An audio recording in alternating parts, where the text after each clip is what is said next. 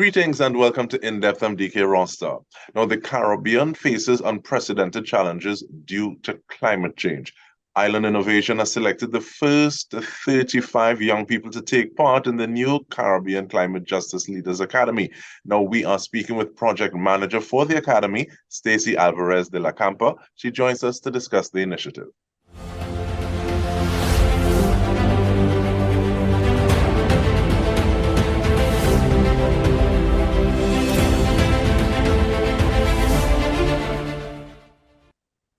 Hello, ma'am. How you do? Hello, I'm fine, thank you. Now, I know, and I'm very happy that we're able to smile and have this conversation while we are in the midst of grim times. But give us an idea, please, about what this academy is about. Thank you. Okay, so the point of the Academy is to give all young activists and anyone who's eligible this opportunity to build a better future for the Caribbean by amplifying their voices in terms of climate justice. And the whole concept of climate justice is that you see how can we, first of all, enhance the resilience of the region when we're faced with climate change, as we are. We're on the front lines, as we all know. And how can we also make sure that those who are marginalized in this climate justice atmosphere have a voice and are properly protected? So that's something we're looking at to see how can we build, the resilience of vulnerable populations, including low-income communities, women, children, indigenous peoples, LGBTQIA. We have to really be aware of the intersections of vulnerability and how we can tackle them. So that's one of the major vanguard points about the Academy. I want to talk about some of those intersectionalizations of vulnerability, but even before we do that, please, justice, that term justice, how important is it in terms of setting out those parameters? Because sometimes I hear the word equality, and then that can be very different from justice. So how do you think about it in your mind, or from the perspective of the organization? Thanks. That's a great question.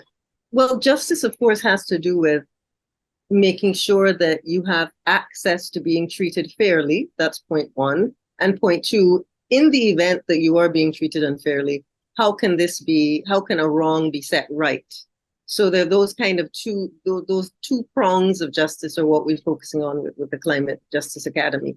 So in terms of, well, who actually needs the protection, who needs the voice, but also those who have experienced disadvantage, who have experienced, say, the impacts of climate change. How can we look at building institutions and the resiliency and the infrastructure to correct that situation? So those are the two aspects of justice that are important, we feel. Thank you so much for that. And those levels of vulnerability, sometimes we don't necessarily connect the dots between some of those groupings that you would have made. So give us some examples, thanks. How do we bring this home that this affects this in this possible manner? Yeah, okay. So if we think about even, let's say, indigenous communities who might live in more remote areas that might not have the same access to infrastructure in terms of medical infrastructure, in terms of getting supplies, getting any way that they can protect them from, say, an oncoming extreme weather event. How can we look at building that resilience, whether it's accessibility, whether it's making sure that they themselves can be transported to somewhere that can be safe, whether we realize that how aware their own traditional indigenous knowledge, which might well encompass valid and valuable nature-based solutions, how can we learn about those nature-based solutions to build climate resiliency? So those are the ways that we can connect those dots in terms of climate justice. And justice is giving a voice to those solutions that are held by indigenous populations, for example. And I smile and nod while you're saying that, because it makes me think a little bit of situations changing. So people saying, okay, well, this is now the code that you need to build for, you need to adhere to. And many of the people who are affected the most have the least to do with the problem. So, Yes. so I need to build better, or you need to stop doing this, or we need to stop doing this. Or how it feels as though there's a term saying donkey said the world not level. Yeah, that's a very good way to put it. That's what that encapsulates the idea of equity, right? Because equity is about making sure that we have the tools. We all need to reach the same goal, but some people have that advantage in reaching the goal, and equity is about making sure that we have that level playing field. And that is very true, unfortunately, particularly with the climate crisis. Small island nations like, where we are in the Caribbean, for example, we're responsible for less than, I think, 1% of emissions globally, yet we're being really hammered by the effects of climate change. So that is significant. And with that, I want to ask you personally, how does it feel to kind of be a champion for champions in terms of facilitating this academy? Well, it can only be described as a dream come true. And this is something that did not exist back in the day when I went to school. I say back in the day because it was a while ago.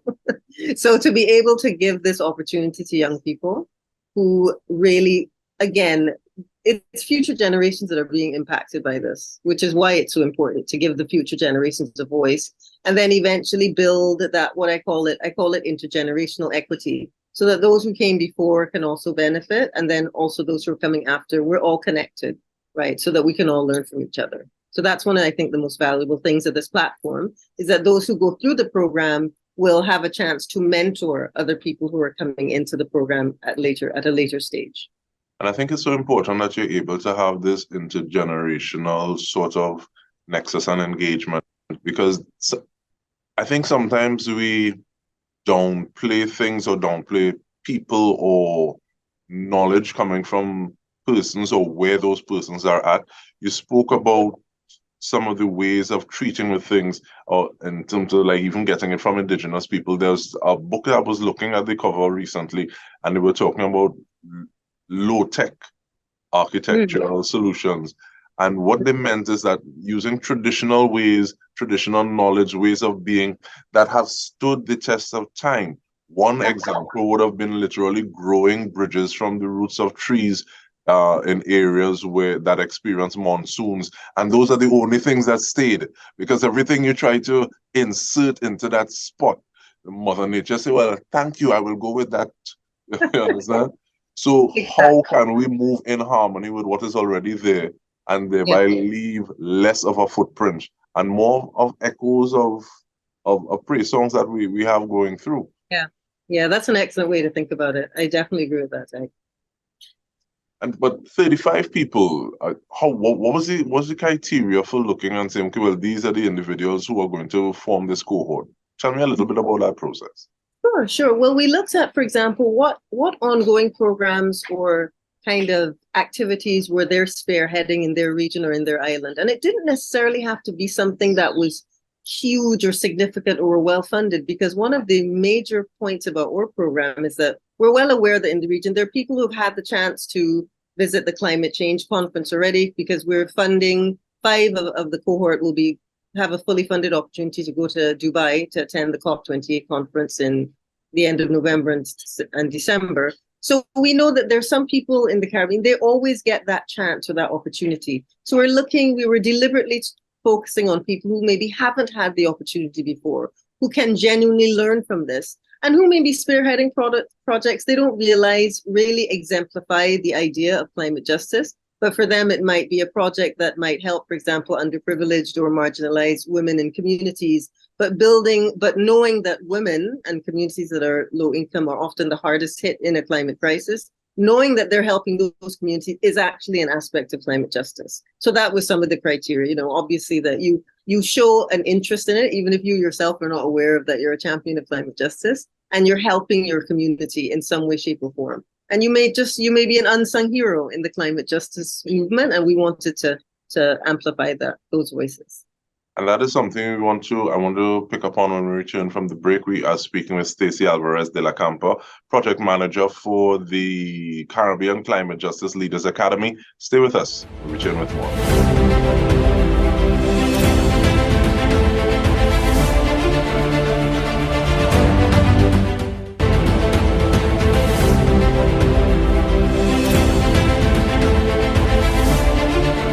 Welcome back. We are speaking with project manager for the Caribbean Climate Justice Leaders Academy, Stacey Alvarez de la Campa. And looking at the fact that you're saying that amplifying voices, amplifying justice, and there may be individuals who didn't really realize, okay, well, I'm doing this as well in my neck of the woods. What is that process like? And what is some of the feedback you get from individuals who say, really? That's not necessarily my initial point of focus, but I'm glad it's happening as well. Yeah, it's interesting because I think we showed those individuals that, what they're doing is actually very, very important.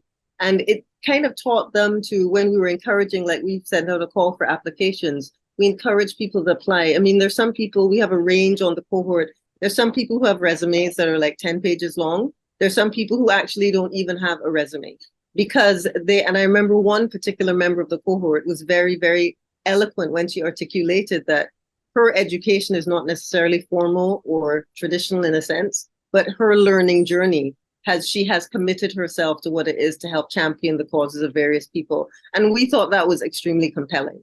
So, don't think because you're not on a traditional path, that doesn't mean that you can't access a program that wants to help you or give you a voice. And I think that's something that the Academy really wants to show. And I think as time progresses, we will realize that we can't address some of the new problems with the same methodologies Yeah, that we've been using. So I yeah. think that kind of holistic approach in terms of what that cohort consists and comprises of, I think we can do nothing but good moving forward. But in terms of saying, okay, well, yes, 5 people are going to Dubai or everything is paid for them. When you say, yes, you are a member of this 35, a member of this cohort, what does that mean incrementally? What are some of those things we're looking at?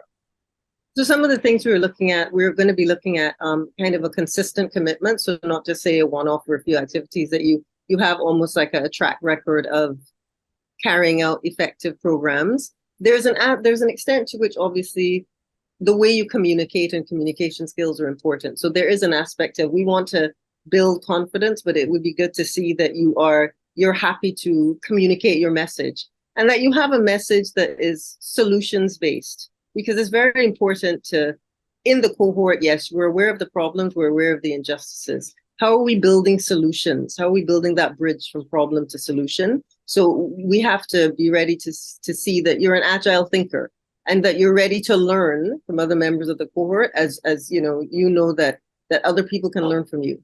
So that's something we wanted to see the willingness to listen, the willingness to learn, balanced with that ability to articulate your message and what you want to go and what you want to achieve. What are some of the things that individuals will be coming out of the academy? Sorry, this cohort, what's the duration of the cohort? And what are some of the things that are going to be coming out so that the person is going to leave with this? Yeah. So the cohort begins, this cohort began in June, or July, actually. We start in July, and the training is from July up until September, where we have weekly training sessions. We have guest lecturers and presenters who are experts in their field, who we're focusing on it being Caribbean region, but anyone from outside the Caribbean region who might be an expert in climate science, for example, we approach them and they're participating as guest lecturers in the program. So we have things like community advocacy and organizing, media skills. We have people who, again, we had an excellent lecture on climate justice and the legislative aspects of climate justice to kick it off. So you will come out with that knowledge and that certification that you have built your expertise in these particular fields that we will list. We are happy to act as references in the future for anyone who wants to look at building a career in that regard. And then also you are appointed almost like an official mentor of the Climate Justice Academy when you've successfully completed the certification. And then you can help to hone your skills by delivering some of the instruction. So that's something that to come out, and they're also building networks. That's one of the things we've noticed. The cohort themselves, it's amazing to see how they're talking, they're collaborating, which is a huge thing because in our region, we can be in silos. We can be siloed so often, right? Or there's this idea, well, it's all a competition. I'm going to hoard everything I know. And that is a paradigm we want to absolutely break down and say, no, it's about building knowledge collaboratively. And that's something that we're seeing is really exciting the members of the cohort. And it's interesting the way that when those paradigm shifts, the pie sometimes feels as though it's bigger, if not is measurably larger. so that the resources can go further. Less people are trying to invent the same wheel as opposed to saying, okay, well, I don't need to spend energy on this because this has been done like this. It's worked in this space like this. Maybe I might want to tweak it to this specific situation that is a little different, but definitely you go forward faster. And even like that level of legitimacy, I believe, in terms of like that certification process, saying that these are the individuals that you have interacted with during this, I believe it's a 10-week period. And yes, so the nice piece of paper is one thing, but even like building the headspace and saying, okay, how you approach this, I think there's so much to be gained from a project and initiative like this. Thank you for that. And that's something we told the cohort. We said, it's not just about sharing successes, it's about sharing quote unquote failures. And to me, there's no such thing as a failure or mistake. If you've learned from it and you can share it with someone else and say, okay, this is what I did that completely did not work, to help them avoid making the same mistake, everything is going to progress better for everybody. So that's why we're saying we're sharing, there's nothing to be ashamed of if you had made a mistake, or if you had a project that didn't quite get off the ground. If you can articulate why, and then, we can all brainstorm to see how to improve it to the next level. That's huge. That really is a game changer. I think some of those lessons are a bit harder for others, especially if you don't necessarily have that cushion. So many times people may start off on projects like these, not the academy, but their own individual projects because they have that passion. But many times you have that passion, you don't necessarily have the wherewithal to carry that thing forward.